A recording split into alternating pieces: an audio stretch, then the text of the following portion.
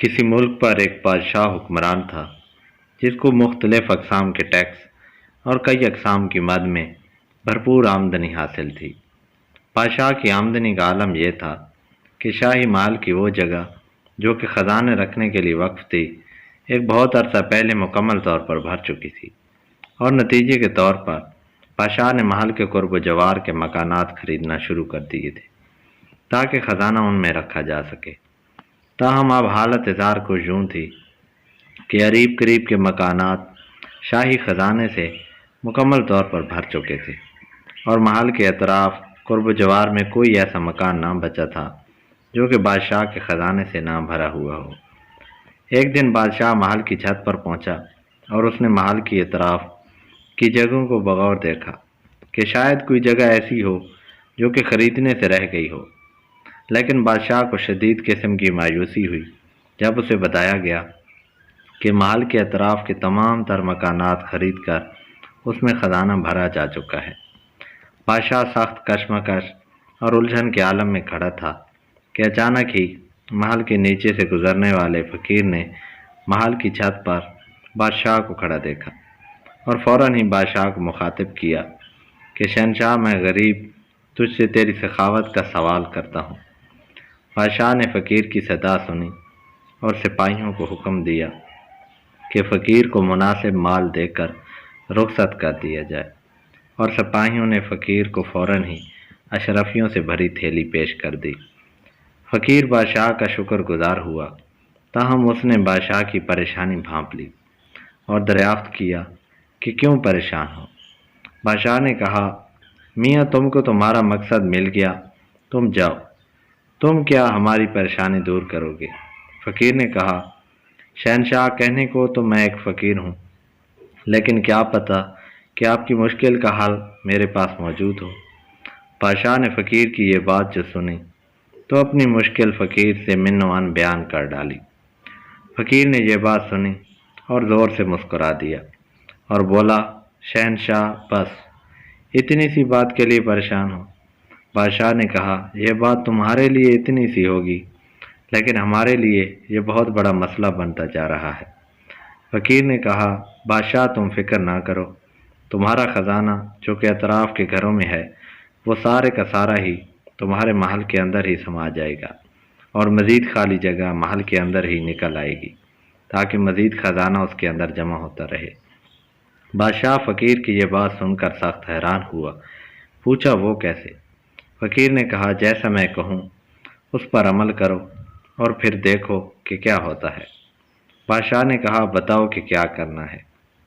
فقیر نے کہا، اپنے سپاہیوں کو یہاں سے چند کوس دور ایک قبرستان ہے، وہاں بھیجیے۔ پیپل کے پرانے درخت کے نیچے ایک بہت ہی پرانی اور شکستہ حال قبر ملے گی، اس کو کھدوا لیں، اس میں ڈھانچہ ملے گا۔ سپاہیوں سے کہیں کہ اس ڈھانچے کی صرف کھوپڑی لے آئیں۔ بادشاہ حیرت اور گو کی کیفیت میں یہ سب سنتا رہا۔ وہ فقیر کی گفتگو پر حیرت زدہ تھا، تاہم اس نے سپاہیوں کو یہ سب کرنے کا فوری طور پر حکم دیا۔ کچھ ہی دیر گزری تھی کہ کھوپڑی بادشاہ کے بالکل سامنے موجود تھی۔ بادشاہ نے فقیر کی طرف سوالی انداز میں دیکھا۔ فقیر نے بادشاہ سے کہا، اے بادشاہ، اس کھوپڑی کے سر میں ایک بڑا سا سوراخ کرواؤ تاکہ اس میں یہ اشرفیاں، یہ زر و جواہر آرام سے گزر سکے۔ بادشاہ نے فوراً ہی حکم دیا، فقیر جو کہتا ہے کیا جائے۔ کچھ ہی دیر گزری تھی کہ کھوپڑی میں سوراخ ہو چکا تھا اور وہ بادشاہ کے روبرو تھی۔ بادشاہ نے پھر فقیر کی جانب سوالی انداز میں دیکھا۔ فقیر نے کہا، اب تمہارے محل میں جتنا بھی خزانہ ہے سارا باہر لے آؤ۔ آن کی آن میں خزانہ باہر لایا گیا، اور فقیر نے بادشاہ کو کہا، اب اپنے آدمیوں سے کہو کہ اشرفیاں، زر و جواہر جو کچھ بھی صندوقوں میں ڈالیں وہ اس طرح ڈالیں، وہ شے اس کھوپڑی کے اندر سے ہوتی ہوئی صندوق میں جائے۔ بادشاہ عجیب بے یقینی کے عالم میں تھا، لیکن خزانچیوں کو حکم جاری کیا کہ ایسا ہی کیا جائے۔ سو اب معاملہ یہ تھا کہ ایک شخص نے کھوپڑی پکڑی ہوئی تھی اور دوسرا مال و زر اٹھا کر اس کھوپڑی سے گزارتا ہوا صندوقوں میں بھر رہا تھا، اور کچھ ہی دیر گزری تھی کہ بادشاہ کو شدید حیرت کا سامنا کرنا پڑا، کیونکہ وہ وسیع و عریض کمرہ جو کہ خزانے سے لبالب بھرا ہوا تھا، اس میں تمام کا تمام خزانہ اس کھوپڑی سے گزرنے کے بعد کمرے کے ایک کونے میں سما گیا تھا، اور جگہ خالی کی خالی ہی تھی۔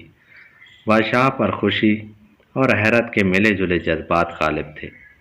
فقیر نے بادشاہ سے کہا، اب محل کے اطراف میں جو بھی مکانات ہیں جن میں تمہارا خزانہ بھرا ہوا ہے وہ سارا نکلواؤ، اور اسی طرح اس کو بھی کھوپڑی سے گزروا کر صندوقوں میں منتقل کرو۔ بادشاہ نے سپاہیوں کو حکم دیا، اور آن کی آن میں سپاہی خزانوں کے ڈھیر لیے چلے آئے، اور خزانچی اس تمام خزانے کو بھی اسی انداز سے صندوقوں میں بھرنے لگے۔ اور کچھ دیر بعد بادشاہ پہلے سے کہیں زیادہ حیرت کے عالم میں تھا، کیونکہ اطراف کے مکانات کا بھی سارا ہی خزانہ صندوقوں میں جمع ہو چکا تھا، لیکن خزانہ رکھنے کے کمرے میں وسیع جگہ پھر بھی خالی کی خالی ہی تھی، جبکہ بادشاہ کا تمام تر خزانہ جمع ہو چکا تھا۔ بادشاہ کی حیرت اور خوشی کا کوئی ٹھکانہ نہیں تھا۔ بادشاہ کی خواہش پوری ہو چکی تھی، فقیر کو اس کی خواہش سے بڑھ کر خیرات مل چکی تھی، سو فقیر نے بادشاہ سے جانے کے لیے اجازت چاہی اور کہا، اے بادشاہ، اب جو کچھ بھی اس خزانے میں جمع کرو اس کو اسی کھوپڑی سے گزار کر جمع کرتے رہنا، تمہارا خزانہ جمع بھی ہوتا رہے گا، اور تمہارا یہ وسیع و عریض کمرہ بھی کبھی نہیں بھرے گا۔ اور اس کے ساتھ ہی فقیر نے باہر کے راستے کی جانب قدم بڑھا دی۔ بادشاہ جو خوشی اور مسرت سے بے حال تھا، اچانک ہی اس کو ایک خیال آیا۔ اس نے فقیر سے کہا، میاں جاتے جاتے یہ تو بتا جاؤ کہ کیا یہ کھوپڑی جادو کی کھوپڑی ہے؟ فقیر یہ سن کر دھیرے سے مسکرایا اور بولا، نہیں بادشاہ، یہ جادو کی نہیں، یہ ہوس کی کھوپڑی ہے، اور اب یہ تمہارا خزانہ کبھی نہیں بھرنے دے گی، کیونکہ جب کھوپڑیوں میں ہوس آ جائے تو انسان کے پاس جتنا بھی ہو وہ اس کو پورا نہیں پڑتا ہے۔ لگتا یہی ہے کہ پاکستان کے حکمران طبقات کو جانے انجانے میں یہی کھوپڑی مل گئی ہے، جو اس کو 75 سال سے کسی طرح پورا ہی نہیں پڑ رہا، اور جب کسی کو بے تحاشا ہونے کے باوجود پورا نہیں پڑ رہا ہوتا تو پھر اس کا پورا قبر کی مٹی ہی کرتی ہے۔